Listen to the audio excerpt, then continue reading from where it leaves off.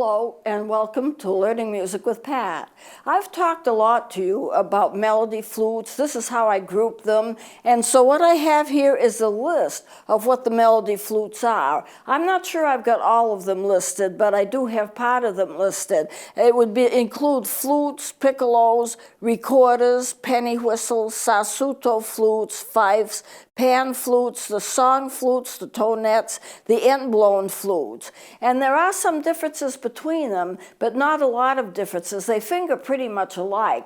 What I want to go into first is the differences between the fifes and the flutes, because a lot of times you'll buy a fife and they call it a flute, because it is a kind of flute actually, but it actually has a difference in the way that the mouthpiece is set up. So I want to show you something, and the first thing I'm going to show you is my own piccolo.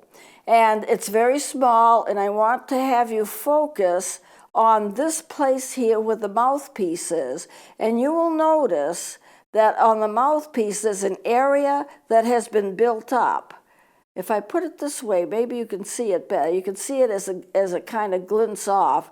That's the built-up area of the mouthpiece. When you play a piccolo or when you play a flute, of course I'd be holding it in this direction, and you would put it right under your lip, but you have that little area that's been built up that goes right under the lip.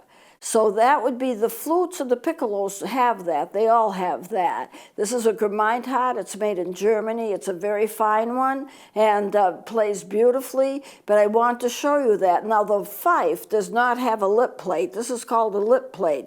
The fife does not have a lip plate, so let me show you a fife. Here's a typical fife, not too big, and I would be holding it in this direction, and right here is a hole. And that hole is the mouthpiece. It's usually just a perfectly round hole. And it has tone holes in the front.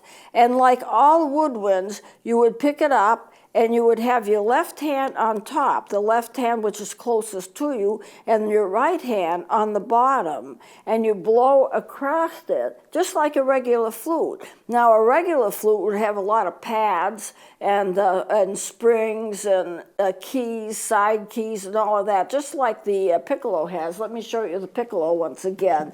See how complicated it is. A complicated instrument. It has rods. All of the keys have pads. Some of the keys close more, some of the places where you put your finger close more than one pad. Whoops, if I can show you like that. And you have side keys. All of the keys on the side are just called side keys. Look at all these side keys, and it gets to be quite complicated. If you injure a rod, you bend the rod, you throw a spring, because there are springs, I can't show you where they are, they're so small, but I can see them from here. You can't play the instrument, but it's very complicated. This little thing here is just where you would rest your finger. If I'm going to be holding this instrument, then this finger is going to be a little bit slanted. Where do you want it to go? It has a rest. This doesn't do anything except it's a place where you can rest that finger. So if they become complicated, the fifes are really quite simple. They operate a lot like a recorder, and you have your tone holes in the front. There's no tone hole in the back. It's plain. And the mouthpiece, you don't see a labium, but you're blowing across it. Now, all of these instruments, including the flute, including the piccolo, would have a cap or something. So when you blow across it, the air can't go in both directions. The air can only go in one direction, and that's what you want. So you can't see it here, but there would be a block in the inside of it. It's impossible for you to pick up. And that would stop the air from going in that direction. You're blowing it here, and the air is forced by that block to go in one direction. In the case of a piccolo or a flute, there is a cap. There's a little cap on the top of it. I'll hold it like this. You can see how it's built up. You can see how the mouthpiece is built up. And then this little cap on top. that prevents the air from going in that direction. Once in a while, a cap will come off, and or sometimes it'll be missing. But underneath that cap is a little device that has a spring on it, and it still blocks the air from going out, so you can still use the instrument. Now, if I turn it this way, now you can kind of see how it's built up. You can kind of see the areas where it's built up. And if I turn it around, you can see the lip plate right here. The cap is on top. Now, in a recorder, your lips, and you're blowing it, would act as a block.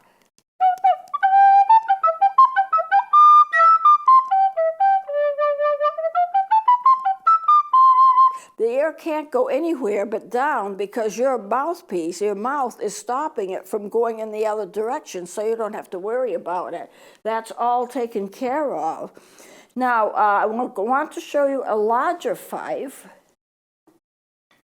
This is a fife, and it's large. It's one of my largest ones. It isn't the largest one. I have one that's even bigger. This little guy, its mouthpiece is that hole. If I hold it like this, maybe you can see it.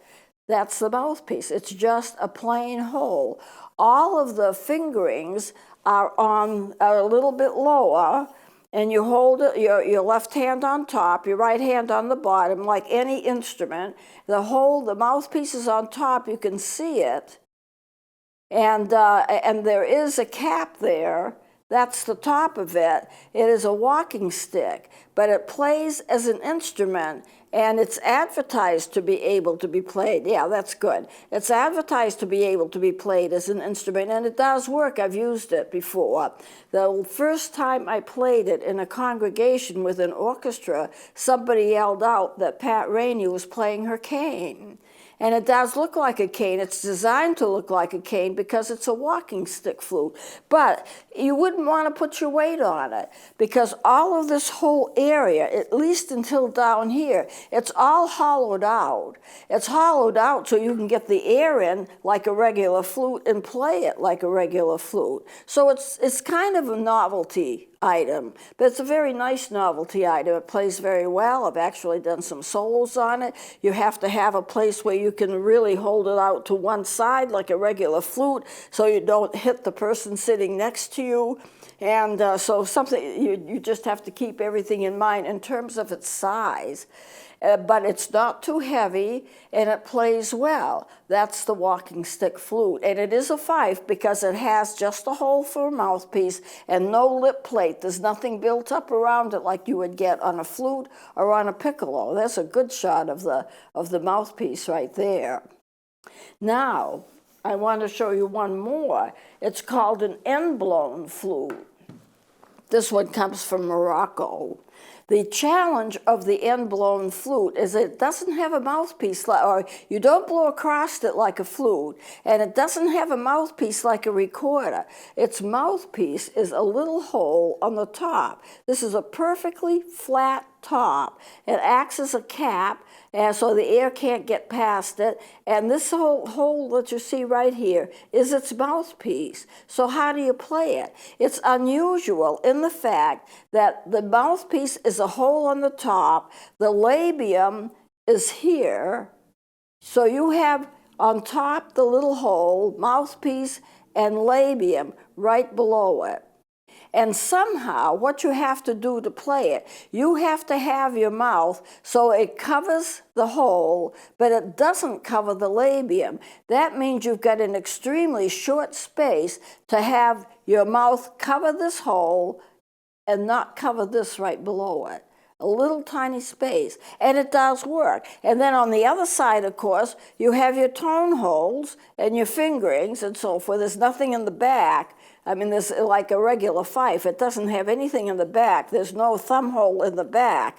So if I wanted to play it, I'm not going to play it now, but just to show you, the finger stretches are really enormous on this. But on the top, one little tiny hole, and right beneath it, right beneath it, the labium. On most of the recorders, you will see the labium is going to be in the front of the instrument, not in the back. It is most clearly seen right here, mouthpiece, which is called a fipple mouthpiece. It swoops up and comes to a point. That's because of what's underneath it that you can't see.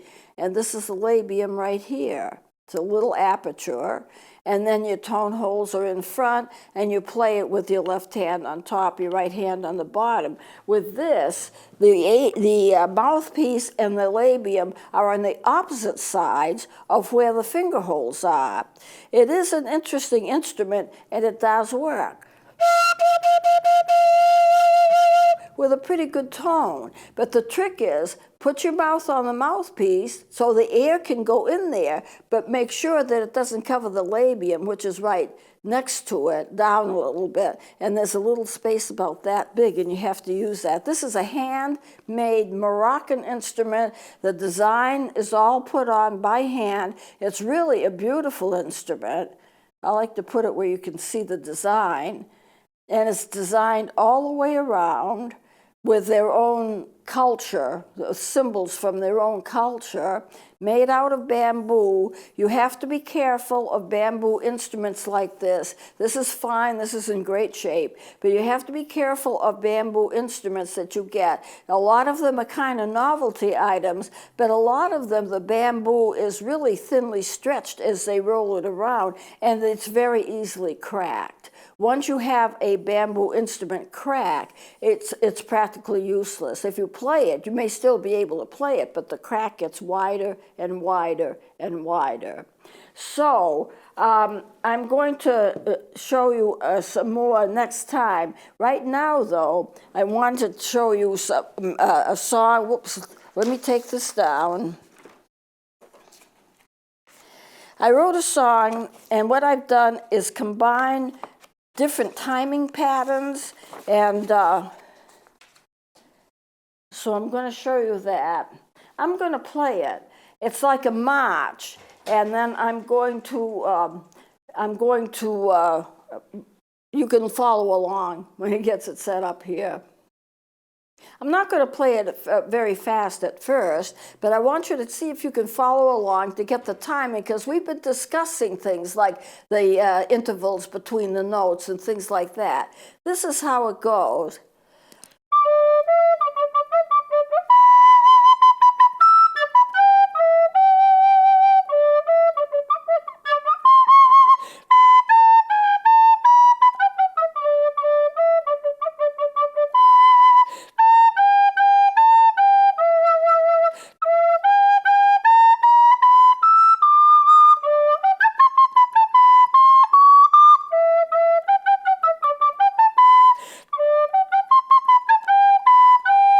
That's the whole march. So I want to dissect this for you.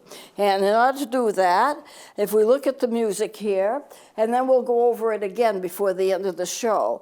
This is in 4/4 time. That means there are 4 beats to each measure, and a quarter note, like this note right here, gets 1 beat. It also has 2 sharps, F sharp and C sharp. That puts it in the key of D. Now right here is interesting because you have a dotted eighth and a 16th and then 2 eighth notes, and I put them all together as one.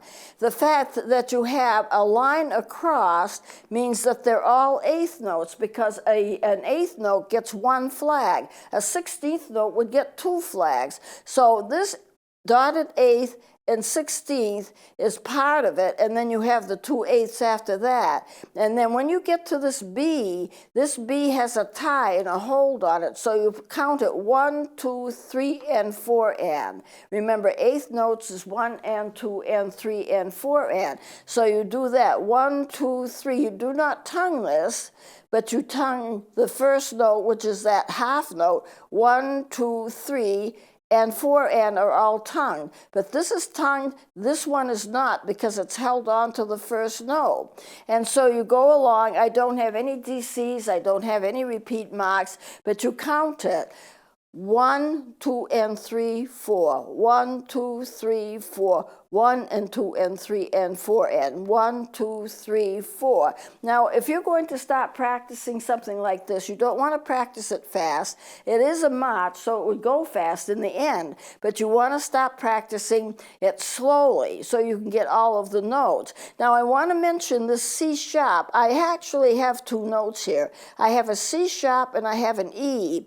The C sharp is hard to get. In fact, the C is hard to get. So if it is too hard to get, if you're a beginning student, you can always play the E instead. Either note would be acceptable. The preferred note would be the C sharp, but it may be too far down. It turns out, you know, and you don't think about it much, but it turns out that when you go to the lower notes are sometimes harder to get than the higher notes. And so you get these two little holes, if I hold it up right, those two little holes, and if you cover them both, you get the C. If you slide it and cover only one, you get the C sharp. So those two little holes, and you have it on the D as well. The D is right here. You get two little notes, the C, two little holes. But it helps you with your sharps and flats, and that's the purpose of it. Some of the older instruments do not have two holes. They just have one.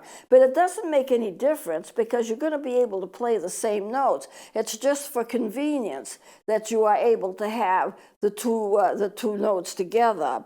So let me play this again. And the other thing I want to mention, B, C, C sharp, D. The way that you would actually finger them on the recorder, B is this, C is this, C sharp is this with the thumb off the tone hole, and then the D, lift this finger, and you've got the D, B, C, C sharp, D.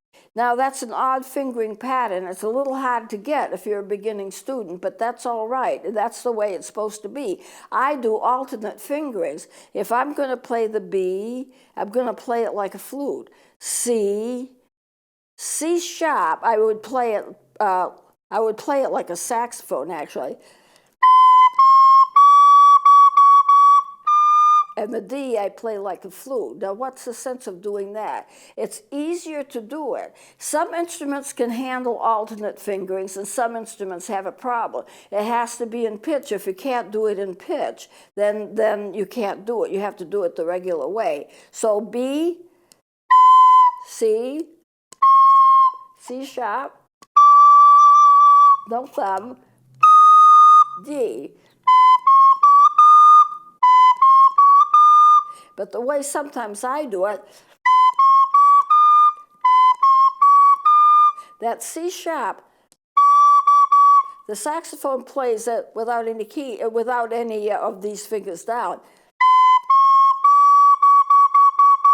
And then this is the way the flute plays it. Now, I know some people would probably have my head, but if I'm playing complicated music, I do whatever fingering works. But the correct fingering, B, C, C sharp, the thumb is off, and then the D, the thumb is still off.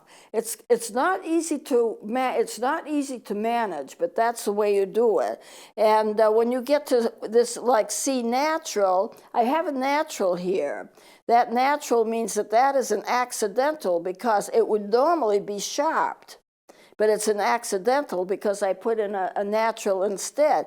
That natural will go for that full measure, and then when you get down here, it's sharped again. I do not need to put that sharp there because it's already in the key signature, but I put it there just as a reminder for whoever's playing it that we've gone from a natural accidental to a sharp on the next measure. This will not go any more than the measure anyway, so this would be sharped anyway, even without being marked, but I do it just as a reminder. And here again, this is natural, and it just goes through that measure, and that's all. So it's an interesting thing to play. When you play it, you don't play it fast to begin with. You do it slowly So I'm going to do this whole march, but I'm going to do it slowly. See if you can follow along and basically count the timing as I play it. This is how it goes.